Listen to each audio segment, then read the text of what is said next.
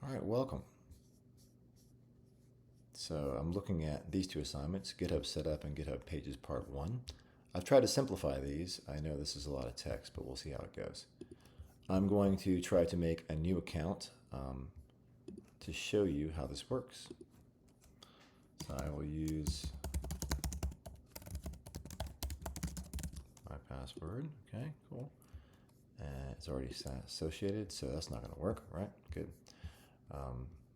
Well, let me do it with an account I already have. Okay. Not a problem.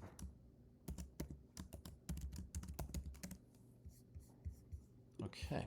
I have two-factor authentication, which means I need to grab my phone, so be right back.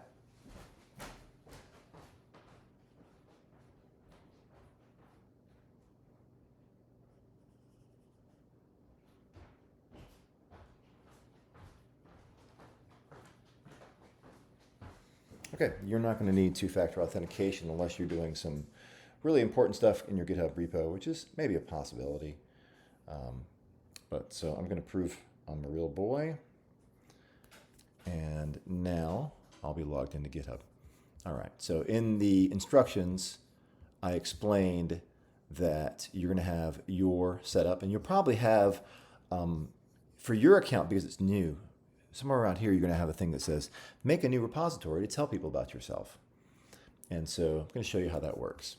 So if you've already gotten this far, then you have an account made. Now, as you're clicking through, proving you're a human being, things like that, you may have to give some information. But I wouldn't give any big personal information. Let's see. All right, so in this case, for the one assignment, I said make a CSC 113.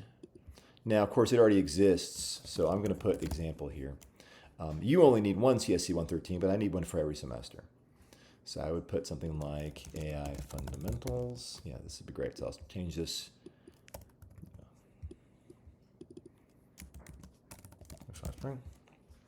Public. And this is a gotcha. This button, this should never not be clicked. If you make an empty repository, it doesn't work. And so I really wish that this was on by default, but we'll live with it. You'll press create repository. Okay. Now that'll be your CSC 113 repository. And then when you go back to home, you will see over on the left multiple repositories. I have, maybe like 50. You're going to have one now. And you'll need to make a second one. So whatever your name is here, first of all, make sure you're fine with people seeing that because that's going to be your public face on GitHub.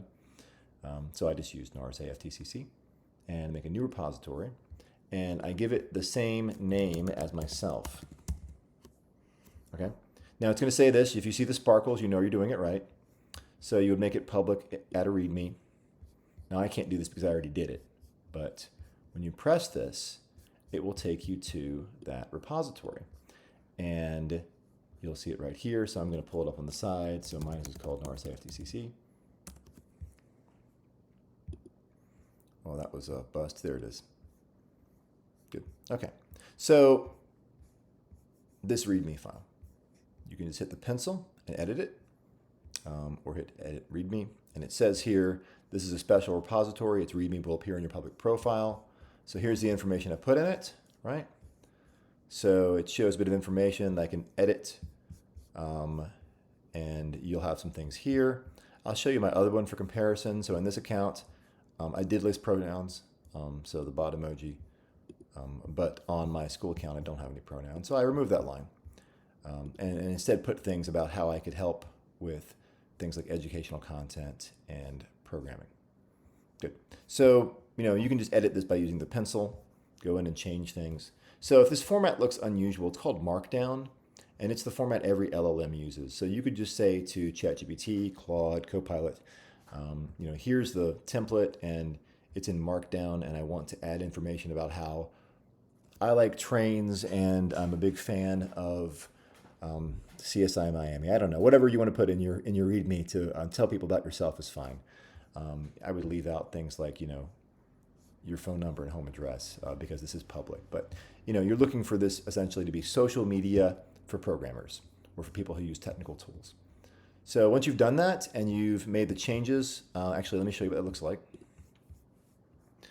I'll make a small edit so you can see the whole process, assuming my internet wants to work. Great, cool. I'm going to go to the bottom and just add a few lines and just say, thanks for reading my README.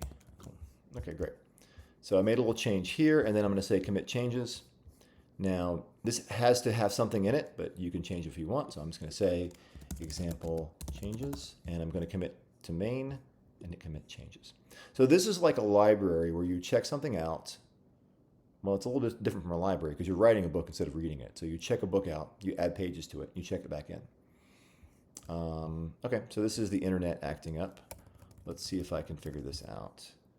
All right, cool. Thanks for reading my README. I think my internet is misbehaving today, so we'll see if this works now. Great, so it was fine now. It just didn't like my internet for a moment.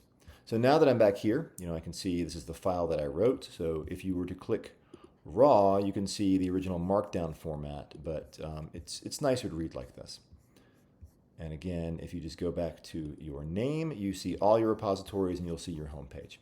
So essentially this link here is what I want you to submit. So if your name is cooldude25, then it'll say github.com/cooldude25, whatever you choose to use for your identity is fine with me. And then you'll also have other repositories. So you'll have the one that is the special repository, your profile repo, and then you'll have one for CSC 113. So what we're going to do later is look at ways to take your resume or some information about the projects you're working on and make it a publicly available web page. This is a publicly available page on GitHub, but you can have your own page with your own formatting that looks a certain way. So I think that's going to get us started. Again, you can always drop by the office or come in the Thursday evening office hours, and I'm happy to help. Thanks for watching my video.